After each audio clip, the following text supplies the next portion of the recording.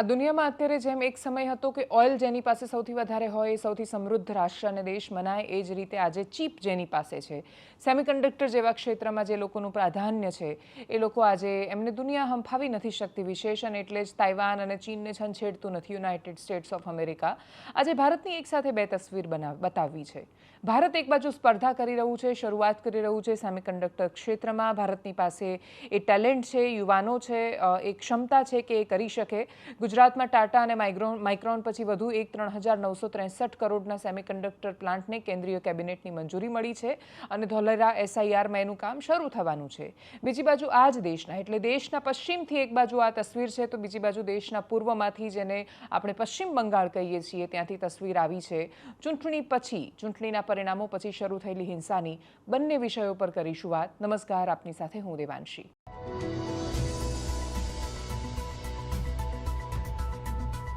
આપણે બહુ જ મહત્વના વળાંક પર આવીને ઊભા છીએ એક દેશ તરીકે.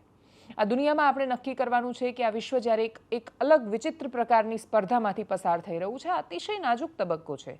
આખી દુનિયા માટે આ સમય છે એ બહુ જ મોટા એડેપ્ટેશનનો, એવા વળાંકનો સમય છે કે જ્યારે આપણે આર્ટિફિશિયલ ઇન્ટેલિજન્સ નામના યુગમાં પ્રવેશ કરી ચૂક્યા છીએ.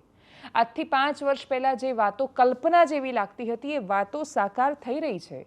કોઈ એક ક્ષેત્ર એવું બાકી નથી કે જ્યાં આર્ટિફિશિયલ ઇન્ટેલિજન્સ એનો પ્રભાવ નથી છોડવાનું. એ પ્રભાવને આપણે એમાં કેવી રીતે આપણે એમાં પસાર થઈશું, એઆઈને આપણે કેવી રીતે સ્વીકારીશું, કેવી રીતે આપણી સમજણનો ઉપયોગ કરીશું, કશું જ સમજાઈ નથી રહ્યું હજુ વિશ્વને. સોશિયલ મીડિયાને હજુ આપણે પચાવી નથી શક્યા. સોશિયલ મીડિયાના આધાર પર વધી રહેલી હિંસા, એમાંથી કેવી રીતે બહાર આવીશું એ ખબર નથી.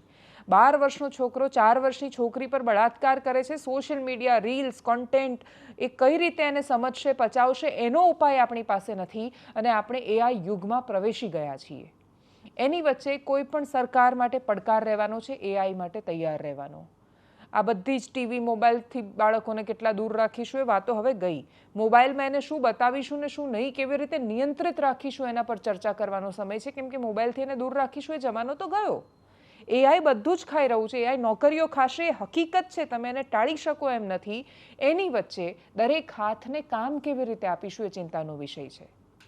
પણ જ્યારે માણસો નવરા હોય અને આઈડિયોલોજીના નામ પર એટલા બધા ભાવુક થઈ જતા હોય કે એમને એ ન સમજાય કે ચૂંટણી પૂરી થઈ ગઈ છે, એના પરિણામો આવ્યા છે ને એટલે જ હવે આ વાતો પૂરી થવી જોઈએ, ત્યારે શું થાય તો કે દેશનું પૂર્વ એક બાજુ તૈયારી કરી રહ્યું છે હજારો કરોડના સેમિકન્ડક્ટર યુનિટ્સ, પ્લાન્ટ્સ એ બધું તૈયાર કરવાની, અને બીજી બાજુ દેશનું પશ્ચિમ, બહુ જ મહત્વનું રાજ્ય પશ્ચિમ બંગાળ, ચૂંટણી પૂરી થઈ, પરિણામો સામે છે, ભારતીય જનતા પાર્ટીને બહુમત મળ્યો છે. એમણે કહ્યું હતું કે લેફ્ટના ક્રૂર શાસનને હરાવીને મમતા બેનર્જી સરકારમાં આવ્યા, એ ક્રૂરતમ સાબિત થયા. હવે એમને હરાવીને અમે આવ્યા છીએ શાસનમાં. પ્રધાનમંત્રીએ કહ્યું હતું અમે બદલો નહીં લઈએ, બદલાવ લાવીશું. એ પશ્ચિમ બંગાળમાં હિંસા થઈ રહી છે, રાજકીય હિંસાઓ થઈ રહી છે. તૃણમૂલ કોંગ્રેસના કાર્યાલય પર બુલડોઝર લઈને લોકો પહોંચ્યા. સામાન્ય માણસો, કાર્યકર્તાઓ બુલડોઝર લઈને પહોંચે, એક કાર્યાલય તોડી નાખે પાર્ટીનું અને ભાજપના ઝંડા લહેરાવતા જાય, એ આ દેશ માટે અતિશય કમનસીબ તસવીર છે. એટલી હદ સુધીની એ કમનસીબ તસવીર છે કે પ્રશ્નો કરે છે આપણને કે જે માણસો, જે સત્તા પાછલા શાસકને હરાવીને એવો દાવો કરે છે કે અમે એનાથી બહુ સારું શાસન આપીશું, એ અંતે આપે શું છે? તો કે એ પ્રકારનું શાસન કે જે જૂનાને સારા કેવડાવે. મોટા ભાગે આ દેશનો ઇતિહાસ એ જ રહ્યો છે. 1984માં રાજીવ ગાંધીએ સ્ટેટમેન્ટ આપ્યું હતું કે જ્યારે મોટું ઝાડ પડે ત્યારે ધરતીમાં કંપન આવે. એ નિવેદનને આજે એની ટીકા કરવામાં આવે છે. પણ એ ટીકા કરતા નેતાઓ પોતાના શાસનકાળમાં થયેલી હિંસાની ઘટનાઓને એક્શનનું રિએક્શન કહીને જસ્ટિફાઈ કરી દે છે. અને એટલે જે ક્રિયા થઈ ને એટલે ક્રિયાની પ્રતિક્રિયા થાય. લોકોની લાગણી છે ને એટલે એ મારે, લોકોની લાગણી છે તો એ તોડફોડ કરે. 15 વર્ષથી એમની દબાયેલી લાગણી છે, અમારા પર કેટલી બધી ક્રૂરતા આચરવામાં આવી હતી ને એટલે હવે અમે બદલો લઈશું. આ જસ્ટિફાઈ થઈ રહ્યું છે આ રીતે. અને હિંસા પર પ્રશ્ન કરતા માણસોની સામે એમના પર પ્રશ્ન કરવામાં આવે છે. સમય હિંસાને ચારેય બાજુથી અપાતા સમર્થનનો છે. એની વચ્ચે હિંસાની સામે વાત કરવી એ જ પોતાની અંદર હિંમત માંગી લે કામ થઈ ગયું છે અત્યારે.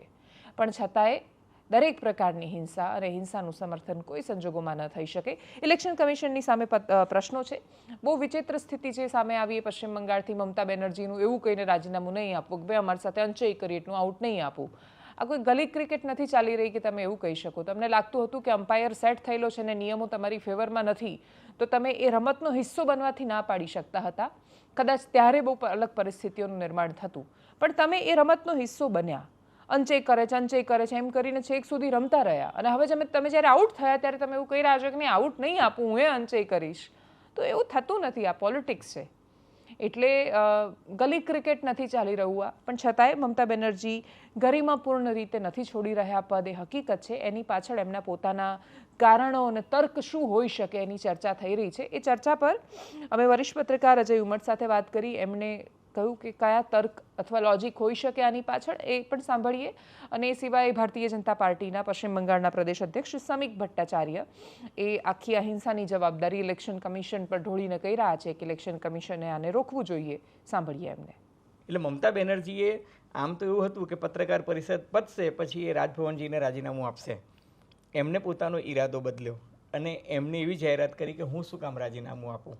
હવે સામાન્ય રીતે જો એ ગયા હોત રાજભવન તો રાજ્યપાલે એવું જ કહ્યું હોત કે બીજી વ્યવસ્થા ન થાય ત્યાં સુધી તમે કાર્યકારી મુખ્યમંત્રી તરીકે કેરટેકર ગવર્મેન્ટ તરીકે ચાલુ રહો.